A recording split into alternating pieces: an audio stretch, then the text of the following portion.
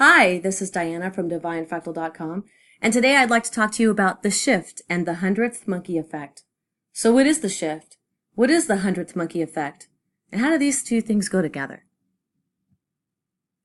The shift is the awakening of humanity's heart. This transformation of consciousness, the greatest one ever recorded, is building momentum. The shift is a collective transformation created by the sum of each individual's step into the new reality.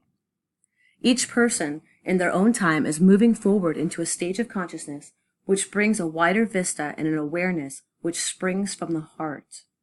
When enough people's primary attention becomes focused through their heart chakras, then the hundredth monkey effect will occur. The hundredth monkey effect was first introduced by biologist Lyell Watson in his 1980 book, Lifetide. He reported that Japanese primatologists who were studying macaque monkeys in the wild in the 1950s had stumbled upon a surprising phenomenon. His book was soon followed up with a deeply inspired work by Ken Keyes in 1981 called The Hundredth Monkey Effect. Here, in the words of Ken Keyes, is a description of the key elements of the hundredth monkey effect.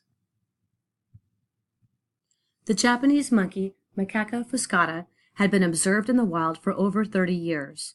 In 1952, scientists were providing monkeys with sweet potatoes dropped in the sand. The monkeys liked the taste of the raw sweet potatoes, but they found the dirt unpleasant. An 18-month-old female named Emu found she could solve the problem by washing the potatoes in a nearby stream.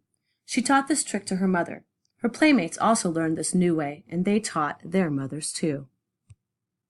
This cultural innovation was gradually picked up by various monkeys before the eyes of the scientists. Between 1952 and 1958, all the young monkeys learned to wash the sandy sweet potatoes to make them more palatable.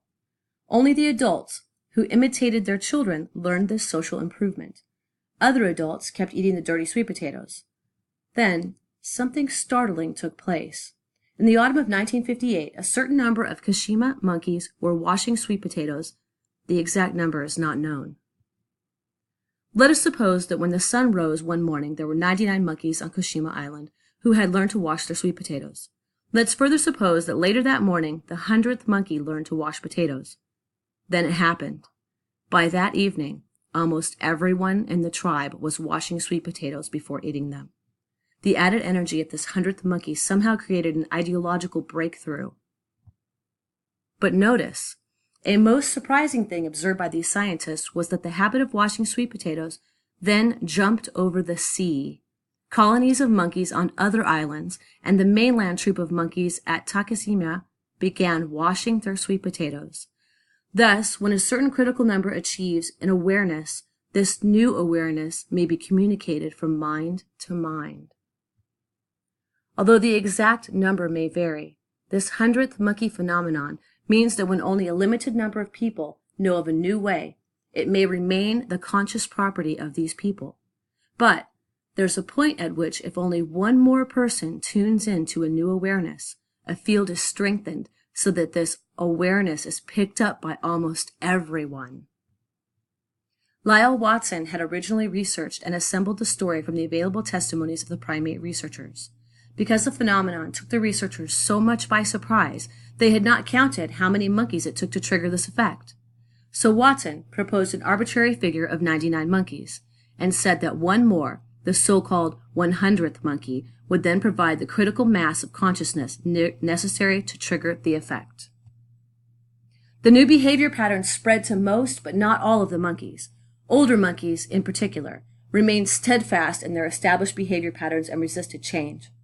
When the new behavior patterns suddenly appeared among monkey troops on other islands, only a few monkeys on those islands picked up on the new idea. The ones most receptive to new ideas started imitating the new behavior and demonstrating it to the impressionable younger ones. Thus, they too began their own path towards their eventual 100th monkey effect. How the 100th monkey effect works. The mechanism for this transference of ideas works the same way for monkeys as it does for all sentient beings. We exist within an atmosphere of global mind. The human brain is constantly receiving and transmitting mental pictures and the information to and from that mental atmosphere in which we are immersed. The global mind, otherwise known as Jung's collective unconsciousness, does not cease to function because a few skeptics don't like its effects. It functions just like it always has, passing information from one individual to another based upon their common frequency of consciousness. If progressive monkeys had a new idea, then so did other progressive monkeys on other islands. They resonated at the same frequency of consciousness. Inventions often occur at the same time by inventors who are not in physical contact with each other.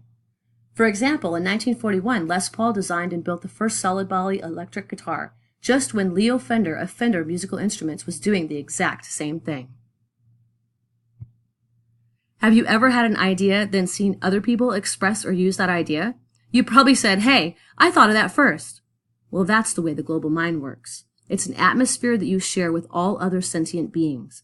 But you tune in especially to the particular topics and frequencies of mind that interest you the most.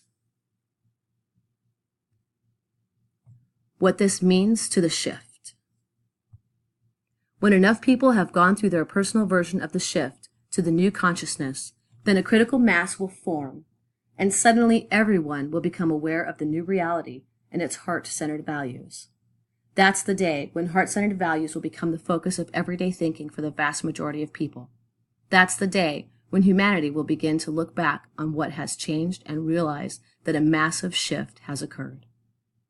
This article was written by Owen Waters, author of The Shift, The Revolution in Human Consciousness, and The Infinite Being Insight ebooks. The link for this article will be down below in the description. So what evidence have you seen of the shift? Let us know in the comments below. This is Diana from DivineFractal.com, and remember, be fearless, fill your heart with love, and create art. Love you guys.